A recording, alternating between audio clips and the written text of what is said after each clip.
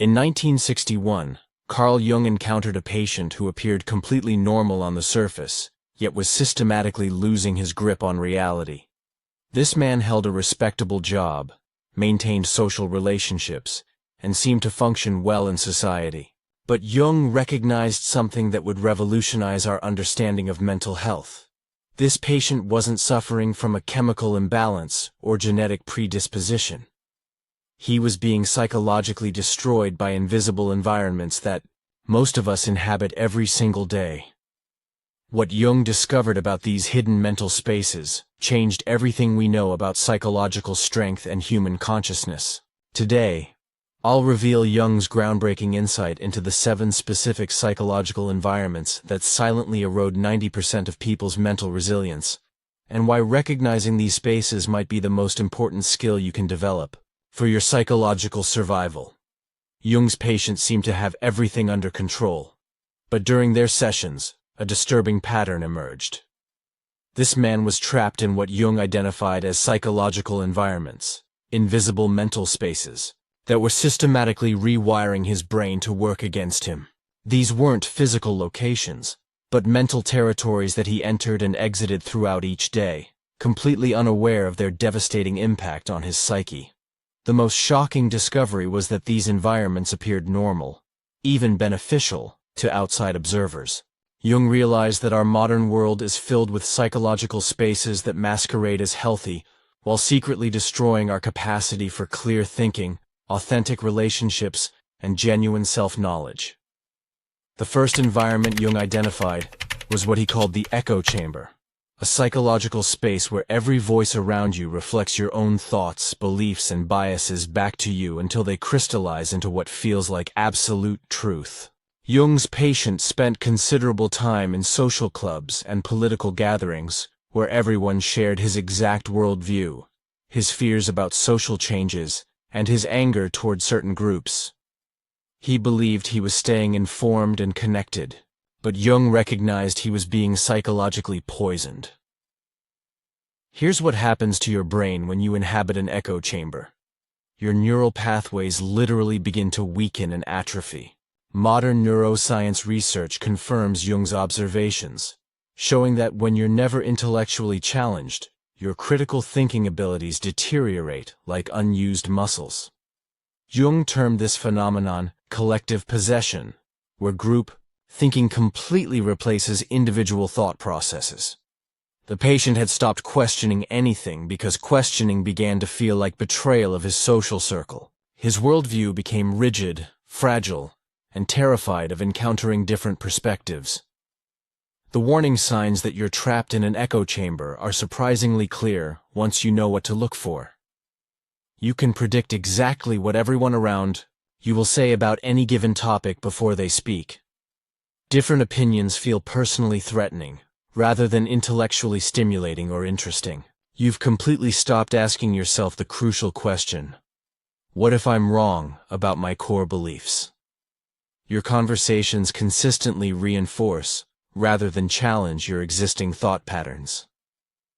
Jung discovered that people living in echo chambers don't just stop growing intellectually, they actually start shrinking mentally. Their minds become smaller, more fearful, and increasingly dependent on the group for psychological safety and validation. But this mental weakening creates vulnerability to an even more dangerous psychological environment. When your critical thinking has been compromised by echo chamber living, you become susceptible to what Jung identified as the comparison arena, a psychological space where your self-worth is continuously measured against everyone else's achievements, status, and apparent success. Jung's patient, already mentally fragile from echo chamber thinking, began obsessively comparing his life to others in his social circle. Every success story from acquaintances felt like a personal failure and indictment of his own inadequacy. Every achievement he accomplished felt meaningless because someone else had always accomplished something greater or more impressive. Modern research validates Jung's observations about the psychological damage caused by chronic comparison. Studies show that constant comparison literally shrinks the prefrontal cortex, the brain region responsible for self-worth, decision-making, and emotional regulation. Here's the insidious psychological trap that Jung identified. Comparison doesn't actually motivate you to improve your life or circumstances. Instead, it systematically trains your brain to find inadequacy and failure everywhere you look. Jung called this destructive pattern the inflation-deflation cycle, where you're constantly oscillating between feeling superior or inferior to others, never simply being yourself without reference to external metrics. The patient explained to Jung, "I received a significant promotion at work, but all I could think about was how my college friend had become CEO of his company much faster than my career progression. His personal achievements became completely meaningless because they weren't relative victories over others in his comparison group." The warning signs that you're psychologically trapped in the comparison arena are devastatingly clear. Other people's successes consistently make you feel like a personal failure. You achieve important goals, but feel emotionally empty because someone else did it better, faster, or more impressively. You find yourself editing and curating your life to match what appears successful, rather than what actually feels right and authentic to you. Your happiness and sense of self-worth depend entirely on being ahead of others in some measurable way. Jung realized this psychological environment is particularly deadly because it systematically disconnects you from your own authentic values and genuine desires. You stop pursuing activities and goals that bring you joy, fulfillment, and meaning, and start compulsively chasing things that bring recognition, status, and social validation from others. But Jung identified an even more insidious psychological environment that traps people who've been weakened by echo chambers and comparison arenas. Before we explore this third dangerous space, I need you to understand the neuroscientific foundation that supports Jung's revolutionary insights. If you're finding this exploration of Jung's psychological environments valuable, please subscribe to this channel and hit the notification bell so you never miss insights that could transform your relationship with your own mind. You'll also find additional resources and deeper explorations of these concepts in the description below. Modern neuroscience has definitively proven Jung's early observations about environmental psychology and its impact on brain function. Research shows that toxic psychological environments trigger chronic cortisol release, which literally shrinks your hippocampus, the brain region responsible for memory formation and emotional regulation. But here's what Jung understood decades before neuroscience could prove it scientifically. These psychological environments don't just damage you temporarily during exposure. They actually rewire your default mental state and baseline psychological functioning. When you spend sufficient time in toxic psychological environments, your brain begins automatically recreating their destructive patterns even when you're alone and supposedly safe. Jung's patient developed what neuroscientists now recognize as learned helplessness, a condition where his brain had been systematically trained by these environments to expect failure, criticism, and inadequacy as the normal state of existence. Even when he was in genuinely safe and supportive spaces, he couldn't relax or feel secure because his neural pathways had been carved and shaped by psychological danger and threat. This is why Jung famously stated, "Until you make the unconscious conscious, it will direct your life and you will call it fate." These psychological environments program your unconscious mind to work actively against your best interests and authentic self-expression. The most disturbing aspect of this process is that most people remain completely unaware that they're being psychologically programmed, because the damage happens gradually, subtly, and beneath the threshold of conscious awareness. The third, dangerous, psychological environment Jung identified is what he called the performance theater, a space where authenticity is systematically punished and you're rewarded exclusively for wearing the appropriate social mask. Jung's patient worked in a corporate environment where showing any vulnerability was considered career suicide and professional weakness. He learned to laugh at jokes that weren't funny, agree with ideas he privately opposed, and completely hide any aspect of himself that didn't fit the established company culture and expectations. Jung termed this psychological adaptation persona identification, the process where the mask you wear to survive in certain environments becomes the only identity you can recognize or access. The patient told Jung, "I don't know who I am anymore, beneath all these performances. I've been acting and performing for so long that my real self feels like a complete stranger to me." This psychological environment is particularly deadly because it trains you to abandon your authentic self gradually, through small compromises that individually seem manageable but compound over time into complete self-betrayal and self-abandonment. Research on self-compassion shows that people trapped in performance theaters develop severely harsh inner critics. They internalize the judgmental atmosphere of these environments and carry that critical voice everywhere they go, long after leaving the original toxic space. The warning signs that you're psychologically inhabiting a performance theater are unmistakable once you recognize them. You feel completely exhausted after social interactions, rather than energized and fulfilled. You catch yourself automatically agreeing with things you don't actually believe or support. You're afraid to share opinions that might be unpopular or controversial. You feel like you're wearing a costume or playing a character that you can never remove or set aside. Your real thoughts and feelings seem dangerous, inappropriate, or unacceptable to express. The patient described his experience perfectly when he told Jung, "I became so skilled at being what others wanted and expected that I completely forgot what I actually wanted for myself. And when I tried to remember my authentic desires and preferences, there was literally nothing there anymore." Jung realized that performance theaters don't just temporarily hide your authentic self for social convenience. They systematically erase your real identity layer by layer, compromise by compromise, until you become a hollow performance with no genuine core remaining. In the next part of our exploration, we'll discover how these three psychological environments create vulnerability to even more dangerous mental spaces. And I'll reveal Jung's complete method for recognizing when you're trapped in these environments, and his proven protocol for psychological escape and recovery. As we explored earlier, the performance theater strips away authenticity through gradual self-betrayal, leaving individuals vulnerable to another devastating psychological trap. Jung discovered that weakened personalities often retreat into what he termed the silent suffering space, an environment where emotional expression becomes forbidden territory, and genuine connection dissolves into polite distance that masquerades as harmony and peace.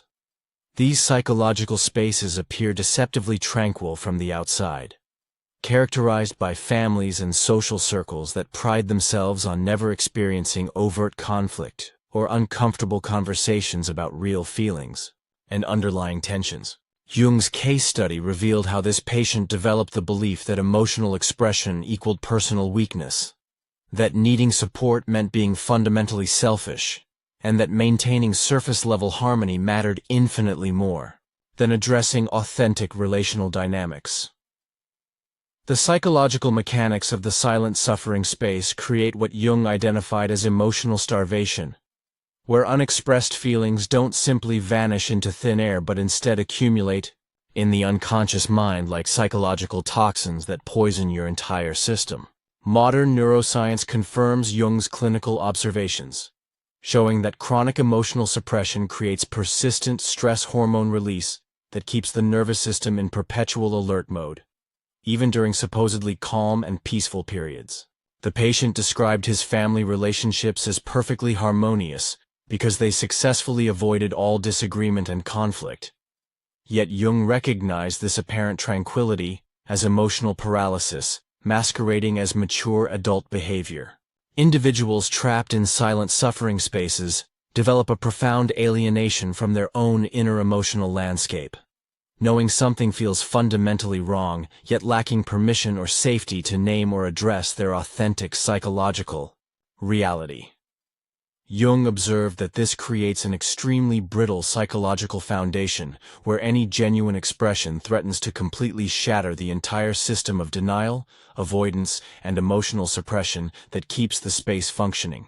The warning signs of inhabiting silent suffering spaces include feeling profoundly lonely, even when surrounded by people who supposedly care about you, learning to cope with emotional pain rather than heal from its underlying sources, and finding that requests for emotional support feel inherently selfish or inappropriately needy. The fifth psychological environment Jung mapped represents the complete opposite of emotional suppression, what he called the chaos storm, where relentless mental bombardment prevents any possibility of inner reflection or authentic connection with your deeper self.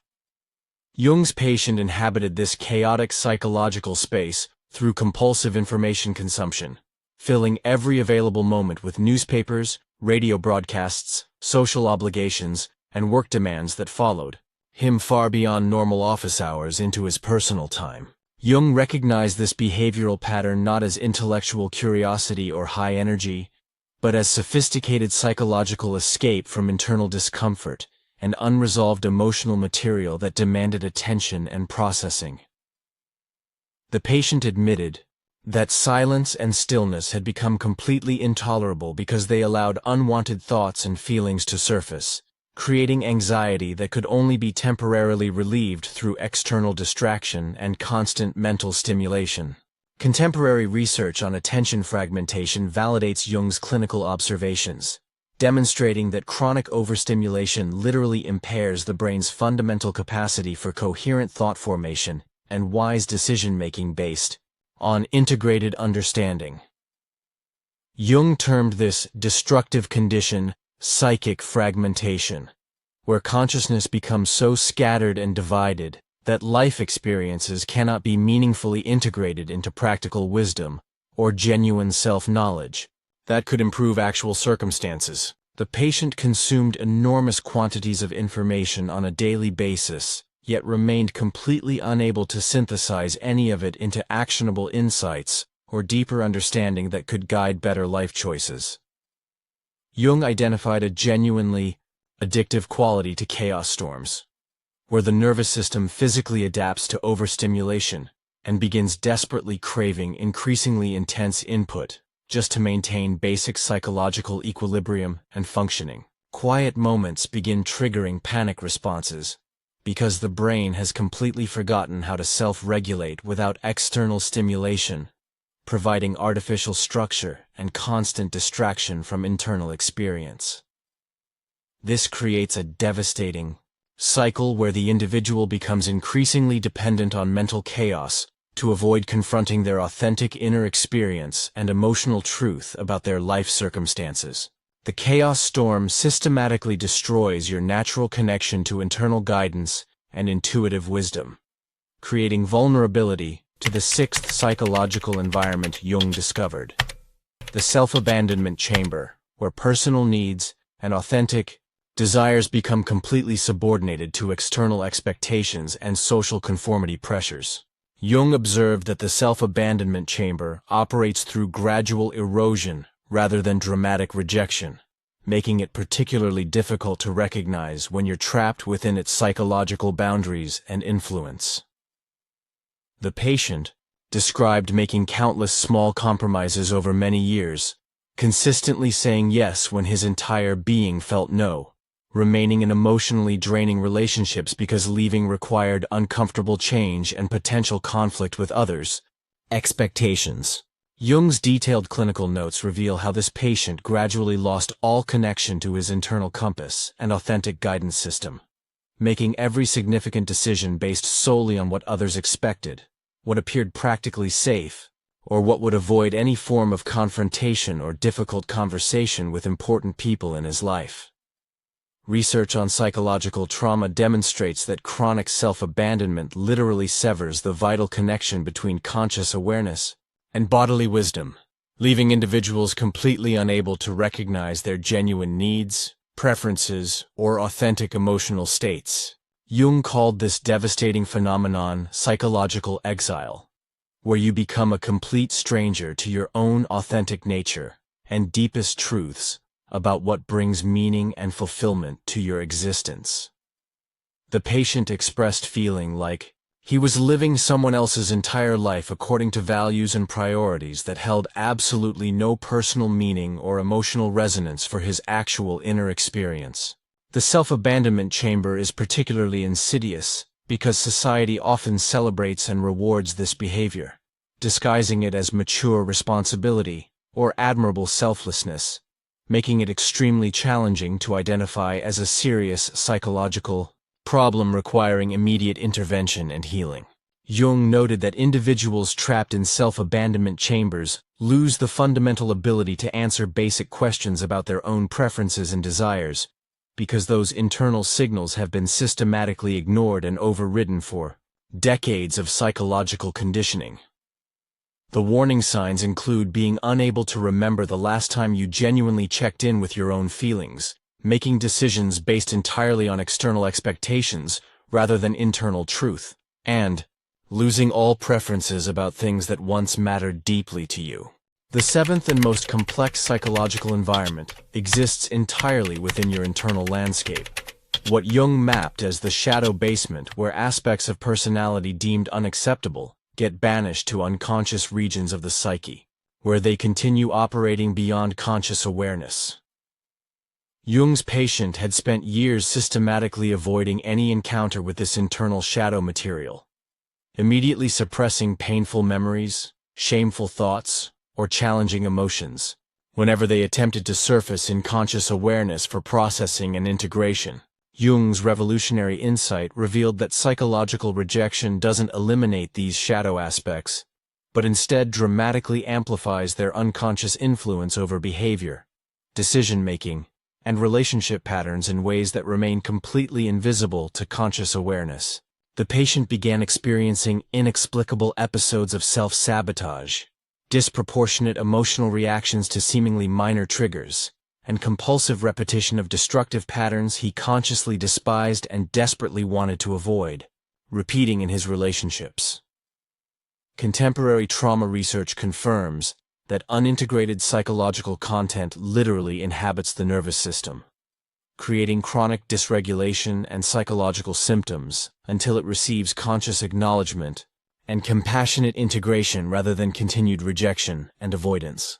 Jung termed this phenomenon shadow possession, where rejected aspects of self begin controlling major life choices from unconscious depths, manifesting as psychological projection onto others, addictive behaviors, sudden explosive rage episodes, or systematic destruction of important relationships and professional opportunities. The patient realized he had unconsciously adopted his father's most problematic characteristics while believing he was completely different, demonstrating how shadow basement avoidance leads to unconscious repetition of the exact patterns you most fear and despise.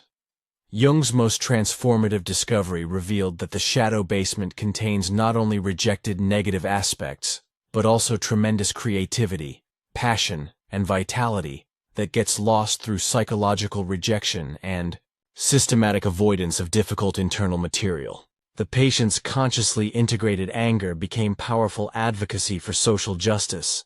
His acknowledged sadness transformed into profound empathy and compassion for others' suffering, and his accepted shame evolved into fierce dedication to helping others navigate similar psychological challenges and transformation. Jung developed his systematic approach to psychological liberation through what he called the individuation process, a methodical protocol for escaping these 7 destructive environments and reclaiming complete psychological sovereignty over your own life and authentic self-expression. The first phase requires brutal recognition of your current psychological habitats without self-judgment or immediate change attempts, simply developing accurate awareness of which toxic environments you regularly inhabit and how they influence your thoughts, feelings, and behaviors. The second phase involves comprehensive environmental auditing, examining every relationship, activity, and mental space you regularly enter with complete honesty about their actual impact on your psychological well-being and capacity for authentic self-expression. The third phase implements strategic withdrawal, gradually reducing exposure to toxic psychological environments, while building robust support systems that can sustain you through the inevitable discomfort of change, growth, and potential social resistance to your transformation. The fourth phase focuses on conscious integration, actively seeking and creating relationships, activities, and spaces that genuinely support authenticity, personal growth, and meaningful connection rather than performance, conformity, and superficial social harmony. The fifth phase engages shadow work through therapy, journaling, meditation, or other proven practices that bring unconscious content into conscious awareness for compassionate integration rather than continued rejection, avoidance, or unconscious acting out of rejected material. The final phase establishes ongoing maintenance practices, because psychological freedom requires continuous conscious vigilance and intentional choice-making, rather than one-time transformation or permanent arrival at some final destination of complete psychological health. Jung documented remarkable transformations in patients who successfully implemented this individuation process, noting that they didn't simply feel temporarily better, but became fundamentally different human beings, with dramatically enhanced relationships, clearer decision-making abilities, and what Jung called authentic psychological sovereignty. The patient's complete journey illustrates this profound transformation, evolving from someone slowly losing psychological coherence while trapped in environments that felt normal and comfortable, to an individual who reclaimed his sovereign selfhood and began actively helping others recognize and systematically escape similar psychological traps. Jung's most profound insight reveals that personal psychological transformation creates powerful ripple effects throughout entire social systems, as authentically individuated people refuse to unconsciously participate in collective patterns that diminish human potential and authentic self-expression. When sufficient numbers of people choose psychological freedom over comfortable conformity to toxic norms, entire family systems, workplace cultures, and social networks begin shifting toward greater authenticity, emotional health, and conscious relationship dynamics.